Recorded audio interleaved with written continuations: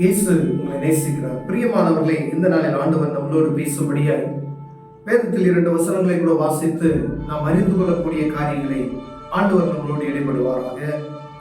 அது லூக்காவின் புஸ்தகம் 9வது அதிகாரம் 49வது வசனம் 50வது வசனம் கடைசி பகுதி இப்படியாக சொல்லுகிறது.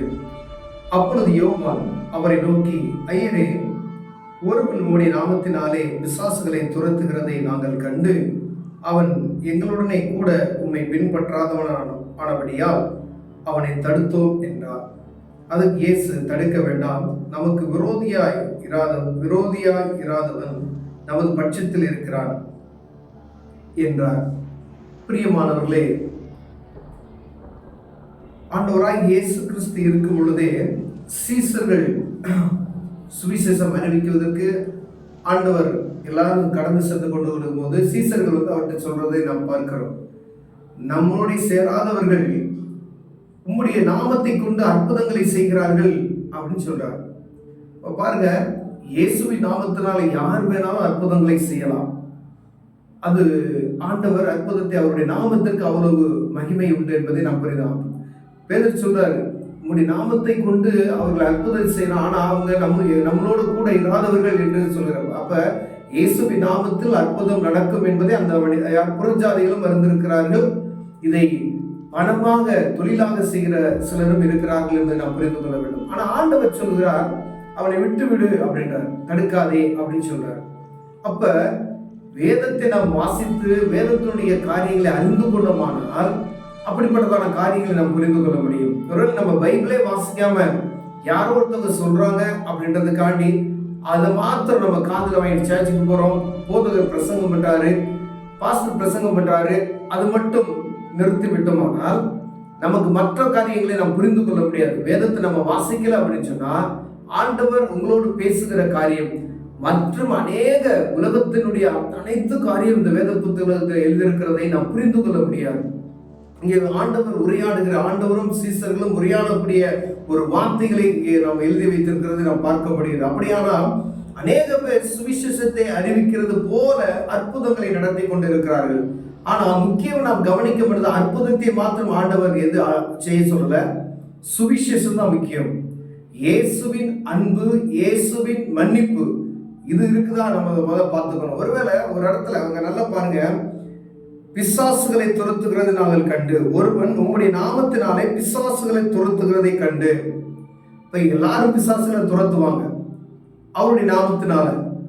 ஆனா அவர்கள் சுவிசேஷம் அறிவிக்கிறார்களா என்று நாம் பார்க்க. ஒருவேளை உங்ககிட்ட ஒரு யாரோ ஒருத்தவங்க வராங்க, இயேசுவின் அன்பை பத்தி சொல்றாங்களா, அதை பார்த்துக்கணும். அதே போல பாவ மன்னிப்பின் நிச்சயத்தை நீங்கள் பெற்றுக்கொண்டு இருக்கிறீர்களா அப்படின்னு சொல்றாங்களா, அந்த பாவ மன்னிப்பின் நிச்சயத்தை அவங்களுக்கு சொல்லல அப்படின்னு சொன்னா நீங்க கவனமா இருந்துக்கணும். ஏன்னா மற்றவர்களும் ஆண்டவருடைய நாமத்தை கொண்டு அற்புதங்களை செய்கிறார்கள், ஆனா அவர்கள் நடத்தக்கூடிய வழியோ வேறு விதமாக இருக்கும். உங்களை அது நேர் வழியாய் நடத்தப்படாதபடி அவர்கள் காட்டுகிற வழியில நம்ம கடந்து போனோமானால் பாதாளத்துக்கு கொண்டு போய் விடுவார்கள். பிரியமானவர்களே, ஆண்டவர் சொல்கிறார்கள், தடுத்து விட்டு நாமத்தினால அற்புதத்தை செய்யட்டும், ஆனா இப்ப தடைப்படாத. ஒரு நாள் வரும், அப்ப பதறி என்ன செய்வாரு, அக்கினியில சுட்டெரிப்பேன் அப்படின்னு சொல்றாரு. களஞ்சியத்துல நெல்பதியில வந்து களஞ்சியத்துல சேர்ப்பேன், நல்ல மணிகளை எல்லாம் நான் சேர்ப்பேன் அப்படின்னு சொல்றாரு.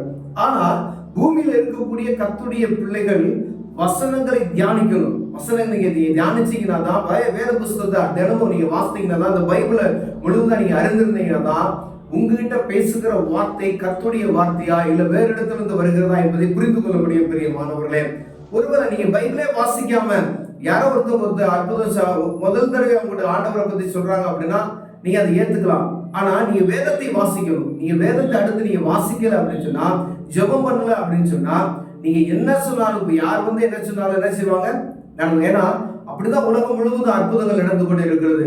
பாருங்க, எங்க பார்த்தாலும் நாங்க அதை செஞ்சு தருவோம், உங்களுக்கு தொழில் வேணுமா அப்படி மாற்றிடுவாங்க, உங்களுக்கு பிசாசை துரத்துறோமா துரத்திடுவாங்க, ஒரு கையில கட்டி விட்டோம்னா எல்லாம் சரியா போகும் அப்படித்தானே சொல்றாங்க.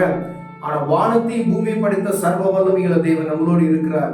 அதை உணர்ந்து கொள்ள முடியும். அவருக்கு முன்பதாய் ஒருவனும் நிற்க முடியாது என்பதை நாம் புரிந்து கொள்ள வேண்டும். அவர் சொல்லுகிறார், அப்ப இப்படிப்பட்டதான காரியங்களா நடக்கும்.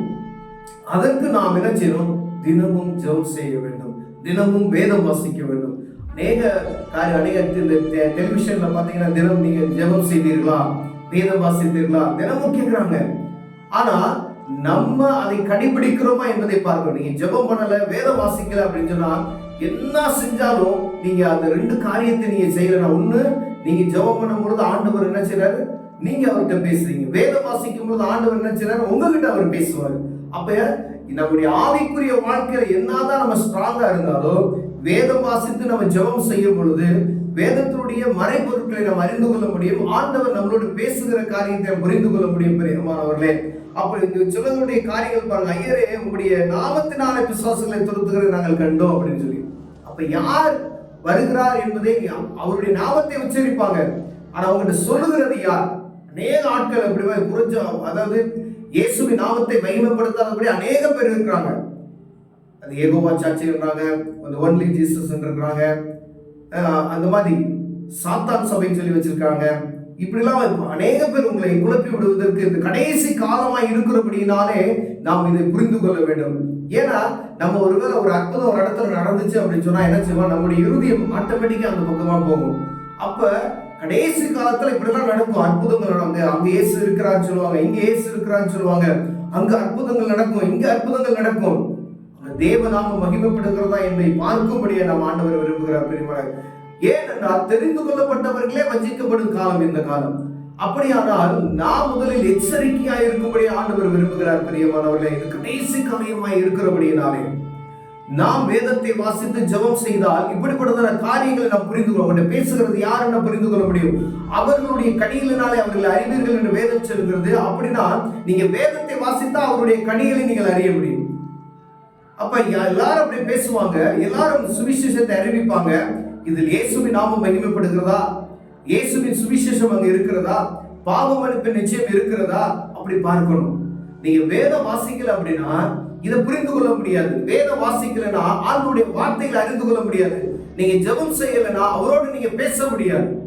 அப்ப ஆண்டவர் மிகவும் நம்மகிட்ட முக்கியமா எதிர்பார்க்கிறது அவரோட நீங்க பேசணும். அவர் நீங்க உங்களோட பேசுகிற காரியத்தை நம்ம புரிந்து கொள்ளும்படியாய் வேதம் வாசித்து ஜெபிக்கும் பொழுது ஆண்டவர் பெரிய காரியங்களை செய்வார். பிரியமானவர்களே, இந்த மாதிரி ஆண்டவருடைய நாமத்தை சொல்லி மற்றவங்க சொல்லுகிற காரியத்தை நீங்கள் புரிந்து கொள்ளணும்னு சொன்னா, அபிஷேகம் பண்ணப்பட்டவர்களா இருந்தாலும் சரி, ரசிக்கப்பட்டிருக்கிற அனுபவம் இருந்தாலும் சரி, நீங்க வேதத்தை வாசிக்கல ஜெபம் பண்ணல அப்படின்னா நார்மல் பேசலாம். எல்லாருமே சர்ச்சுக்கு போயிட்டு வர மாதிரி அப்படி போயிட்டு வந்தீங்க அப்படின்னு சொன்னா, வேதம் வாசிக்காதபடி ஜெபிக்காதபடி இருந்தீங்க அப்படின்னா உங்ககிட்ட பேசுகிற ஆவி இன்னது என்பதை நீங்கள் என்ன செய்ய முடியாது? அறிந்து கொள்ள முடியாது. ஆவிகளை பகுத்தறிகிற வரத்தை ஆண்டவர் நம்ம ஒவ்வொருவருக்கும் கொடுத்திருக்கிறார். என்னுடைய நாமத்தினாலே பிசாசுகளை துரத்துங்கள் சொல்லியிருக்கிறார். அவருடைய பிள்ளைகளாகிய நாம் செய்கிற காரியத்துக்கு மற்றவர்கள் செய்கிற காரியத்துக்கு வித்தியாசம் உண்டு என்பதை நாம் புரிந்து கொள்ளும்படி ஆண்டவர்களோடு என்னோடு பேசிக் கொண்டிருக்கிறார். பிரியமானவர்களே, அதனால ஒவ்வொரு நாளும் வேதம் வாசிக்க மாட்டாங்க. அதிகாலையில இருந்து ஜெபம் பண்ணுங்க, வேதம் வாசிங்க. சாயந்தரத்துல நீங்க படுக்கும் பொழுது ஜெபம் பண்ணுங்க, வேதம் வாசிங்க. இதை மறக்காம செய்யணும். ஒவ்வொரு நாள் இதை செய்தீங்கன்னா கர்த்தர் நம்மளோடு ஒவ்வொரு நாள் இடைப்படுவார். அநேக காரியங்களை நம்ம அறிந்து கொள்ள முடியும். பெரியவர்களை கண்களை போடுவோம், ஜெபம் செய்வோம். அன்பின் தகப்பனே, ஆண்டவரே, இந்த உலகத்துல அநேக அந்தி கிறிஸ்துகள் இருக்கிறார்கள். அவர்களை அறிந்து கொள்ளும்படியாய் தேவநாமத்தை நாங்கள் மகிமைப்படுத்தும்படியாய் எங்களுக்கு விசேஷத்தை ஞானத்தை தாங்க. விசேஷமாய் வேதத்தை வாசிப்பதற்கு ஒரு புது பலனை தாங்க, ஜெபிப்பதற்கு ஒரு புது பலனை தாங்க ஆண்டவரே. இதற்கு விரோதமாய் கிரியேச்சிற எல்லா வான மண்டல வல்லமைகளை இயேசுவின் நாமத்தில் கட்டி ஜெபிக்கிறேன். இயேசுவின் நாமத்தில் பிதாவே, ஆமென், ஆமென்.